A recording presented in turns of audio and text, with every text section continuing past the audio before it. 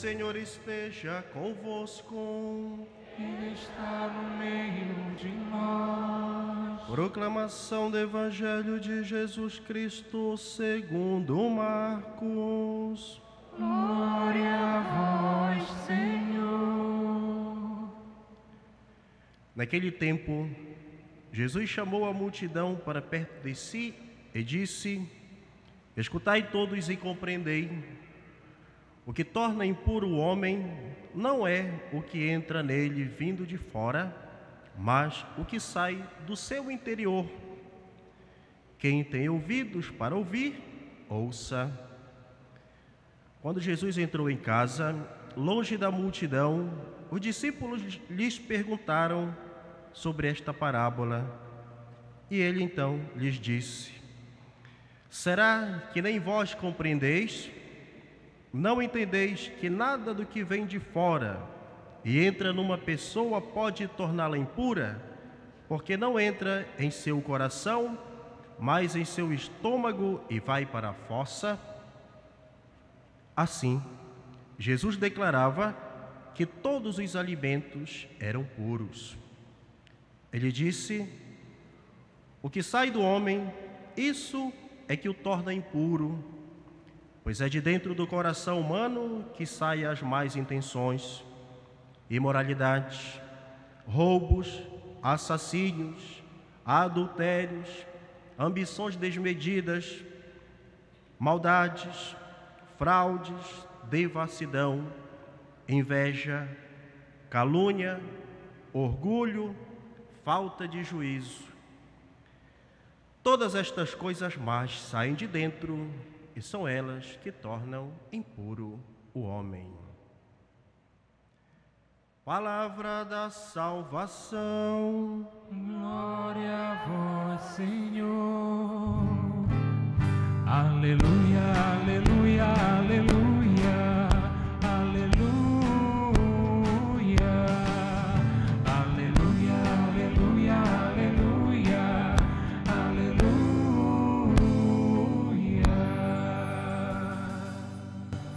Meus irmãos e irmãs, estamos nesta temporada tendo aulas de catequese com o evangelista São Marcos. Já sabemos que o Evangelho de São Marcos tinha a finalidade de acompanhar os catecúmenos, ou seja, aqueles que estavam se preparando para receber o batismo. Porque na antiguidade cristã, o batismo se recebia em adulto. Depois passou-se a prática do batismo das crianças porque eram filhos de pais cristãos. Então, o que era bom, o que era salutar, o que era abençoado, queria-se para os filhos desde crianças. Mas no início, como o cristão era alguém que escolhia Jesus, e esta decisão só podia ser feita por quem já tinha o uso da razão, eis que o batismo era conferido às pessoas adultas. Por isso, o pagão vivia um processo de preparação para o santo batismo. A esse tempo se chamava de catecumenato e durava quanto estivesse encardida a alma do pagão. Podia ser que durasse 1 ano, 2, 3, e ele ia fazendo os testes, as provas. A essas provas se chamavam escrutínios, ou seja, ele era analisado, avaliado lá pelos representantes, pelos líderes da comunidade que então opinavam: ele já está apto, ele ainda não está apto ao batismo. Pois bem, o livro de base, o catecismo, era o Evangelho de São Lucas, por isso mesmo chamado o Evangelho dos Catecúmenos. E estamos nós também fazendo esta caminhada na leitura diária que se faz de um trecho do Evangelho de São Lucas.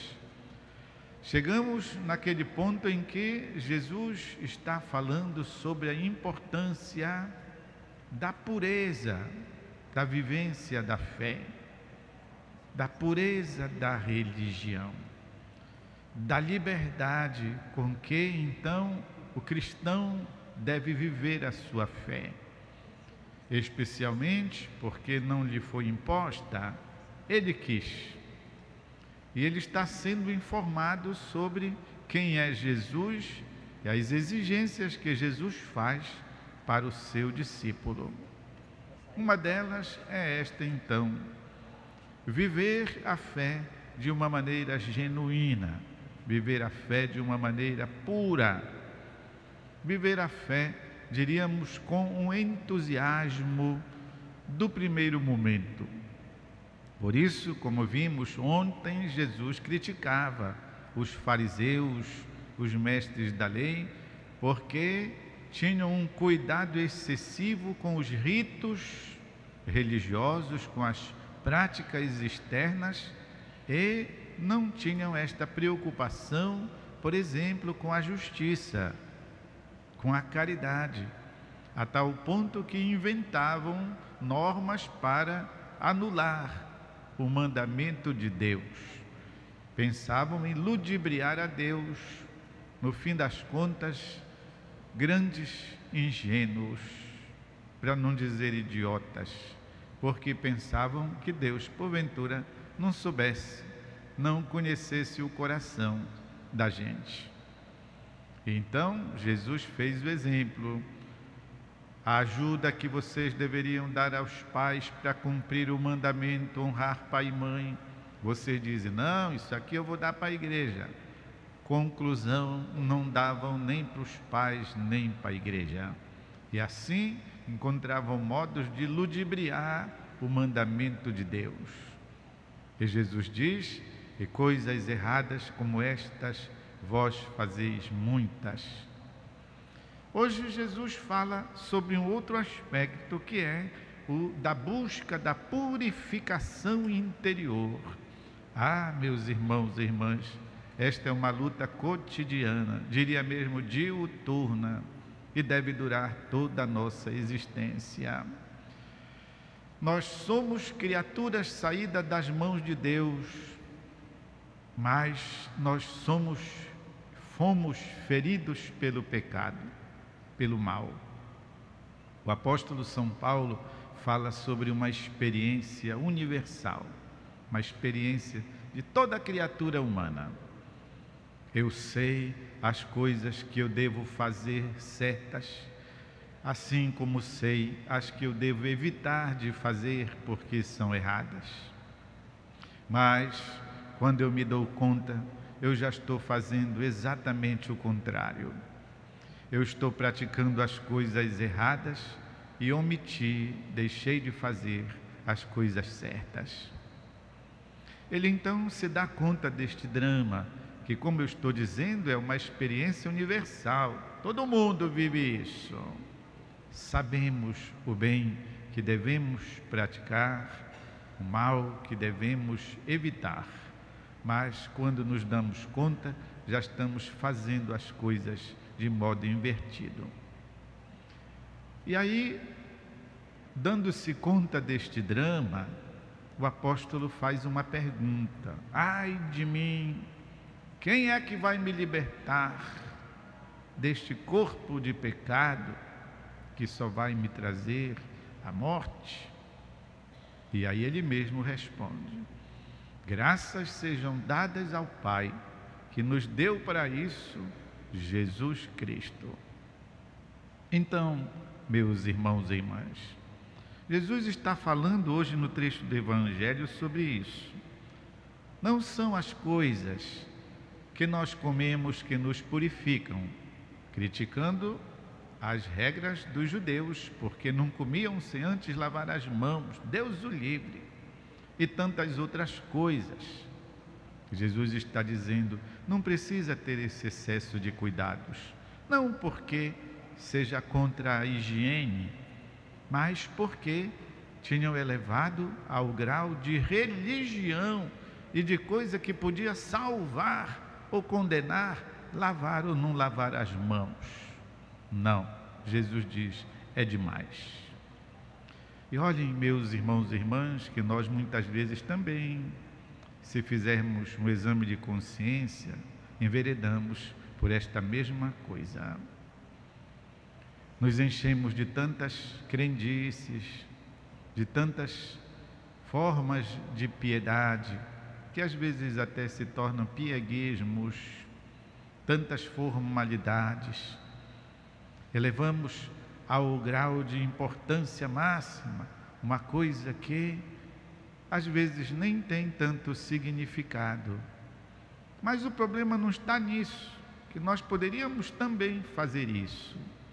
O problema está em que nós muitas vezes deixamos de fazer coisas mais importantes, como por exemplo a justiça, como por exemplo de viver a caridade. E até mesmo muitas vezes de suportar sofrimentos, suportar pessoas, enfim. Elevamos ao máximo grau coisas superficiais e deixamos de fazer coisas mais profundas. Jesus, nesse mesmo discurso, diz aos fariseus: vós poderíeis muito bem fazer isto sem deixar de fazer aquilo. Ou seja, de realizar esses ritos, estas coisas, sem deixarem de serem justos e de dar a Deus o que é de Deus. Algumas vezes nós até conferimos dentro do nosso espírito um valor assim redobrado para determinadas formas. Por exemplo, não estou criticando, por exemplo, pensamos que a nossa comunhão será mais fervorosa se a gente a recebe de joelhos, como se recebê-la de pé não tivesse o mesmo efeito. E até, quem sabe, podemos julgar os que não se ajoelham para receber a comunhão. Não é importante isso. Não devemos elevar. Depois, ninguém deixe de fazer, por favor. Eu só estou querendo ajudar a gente a refletir como é que a gente então se deixa levar. E não só no fato da comunhão, mas tem pessoas que rezam tanto, não dormem sem não rezar todas aquelas fileiras, aqueles livros de orações e de terços e tudo mais. E, no entanto, vá olhar direito a vida dessa pessoa.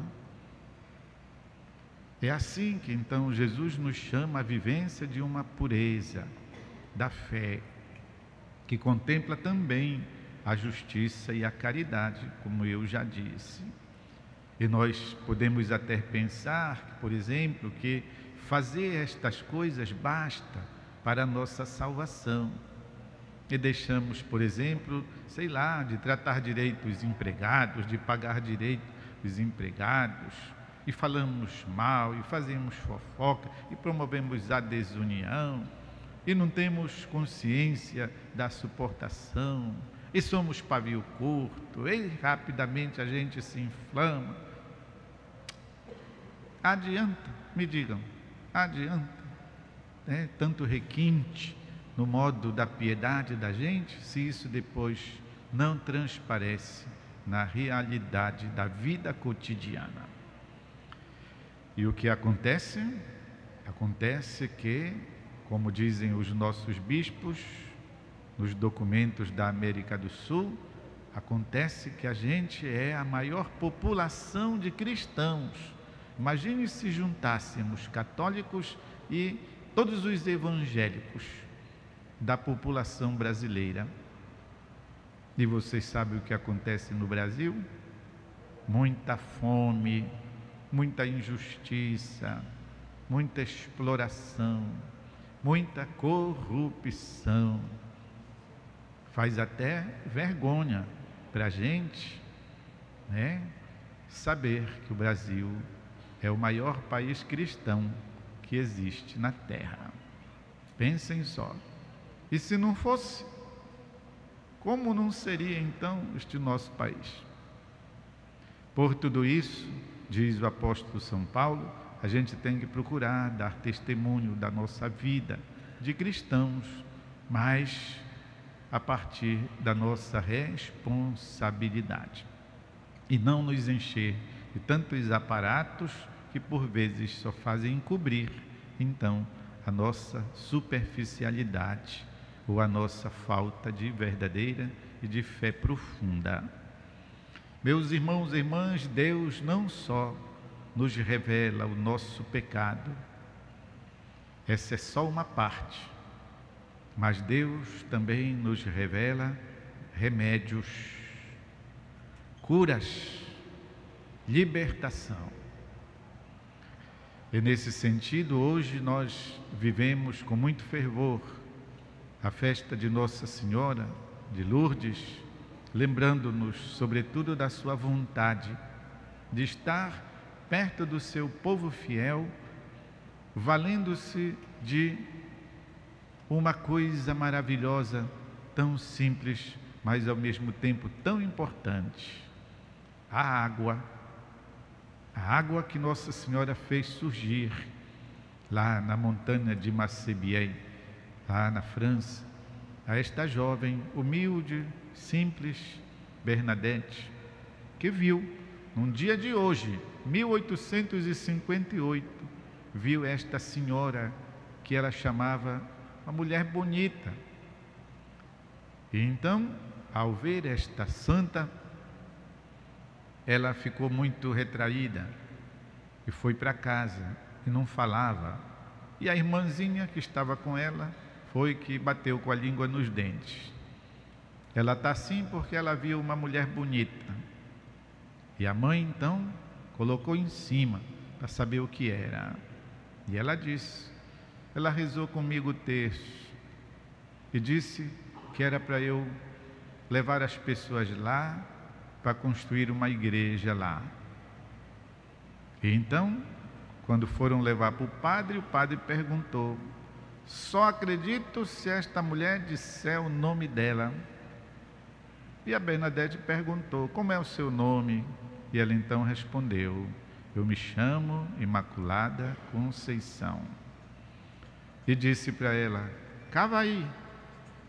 E ela disse: mas cavar onde? Aqui só é pedra. Cava. E então Bernadette cavou com um graveto lá e jorrou uma água que até hoje as pessoas vão lá do mundo inteiro para lavar as mãos, para beber, até arrumaram já umas torneiras assim, e a gente pode levar a água que quiser, dessa que surgiu da vontade de Maria Santíssima estar com os seus filhos, os purificar, os curar dos males do corpo e da alma, pois Lourdes é um santuário onde também tem uma organização que levam doentes da Europa inteira para lá tomarem banho, para lá rezarem, para lá fazerem a experiência da purificação dos seus males.